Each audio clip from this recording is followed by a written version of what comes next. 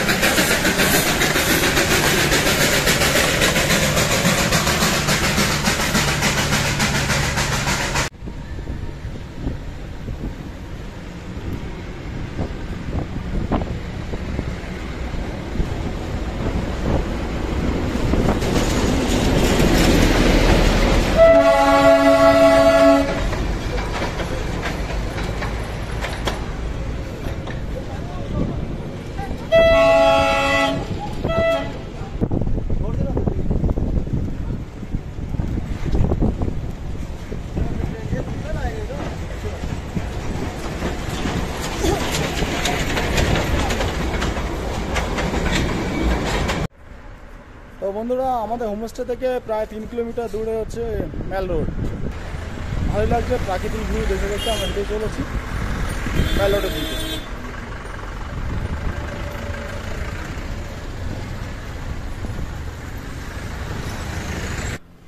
সুন্দর বিকেলবেলায় আমরা হোমস্টে থেকে বেরিয়ে পড়েছি মেল রোডে যাওয়ার জন্য।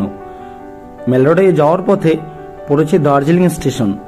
বাঁ দিকে দার্জিলিং স্টেশন আর ডান দিকে হচ্ছে ওয়ার্কশপ। এতগুলি স্টিম ইঞ্জিন এখানটায় সারিবদ্ধভাবে সাজানো রয়েছে। এগুলো যে একবারে দেখতে পাবো এটা কল্পনাও করিনি। বন্ধুরা তোমরা যদি মেল রোডে হেঁটে যাও তাহলে অবশ্যই স্টিম ইঞ্জিনগুলি দেখতে পাবে।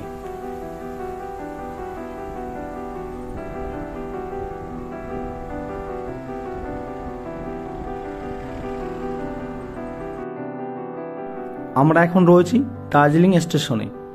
দার্জিলিংয়ে বেড়াতে আসবো আর দার্জিলিং স্টেশন ঘুরে দেখবো না, এটা হতেই পারে না। তাই আমরা এখন দার্জিলিং স্টেশন ঘুরে দেখব।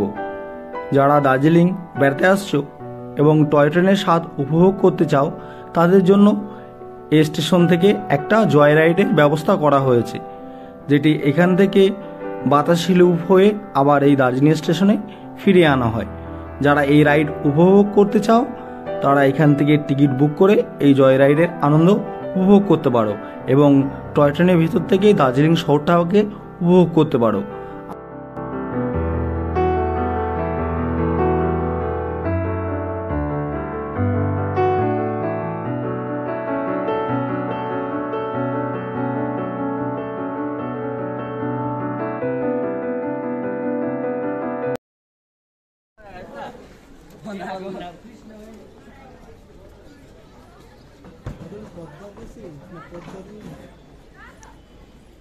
খাওয়ার হোটেল।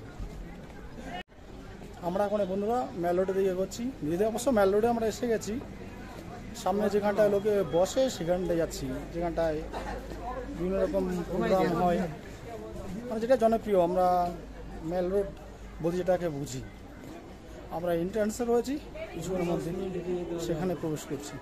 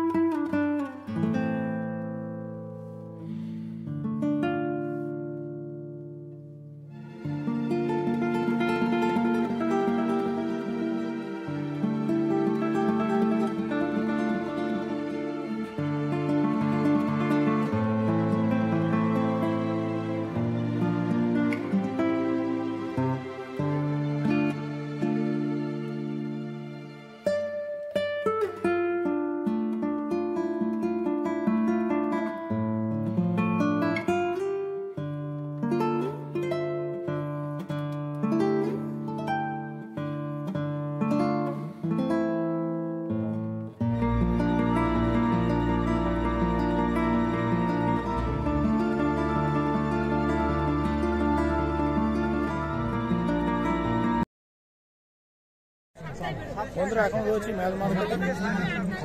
তো যথেষ্ট ভিড় রয়েছে এখন। আমরা মার্চ মাসে ঘুরতে এসেছি, তো বলেছিলাম যে ম্যাল মার্কেটে এসে কথা বলবো। তো পরিবেশটা খুবই সুন্দর, প্রচণ্ড ঠান্ডা লাগছে, চারদিকে ঠান্ডা হাওয়া বইছে, খুবই পরিবেশটা খুব ভালো। দেখুন ম্যাল মার্কেট।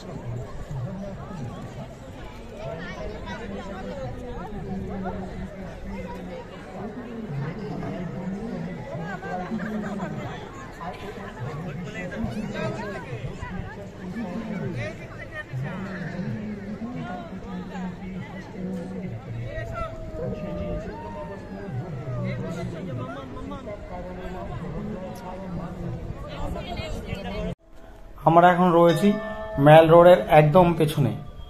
এখানে পাহাড়ের উপরে রয়েছে একটি শিব মন্দির, যেখানে মহাদেব বিরাজমান। অবশ্যই ম্যাল রোড বেড়াতে আসলে একবার এই শিব মন্দির ভিজিট করবেন।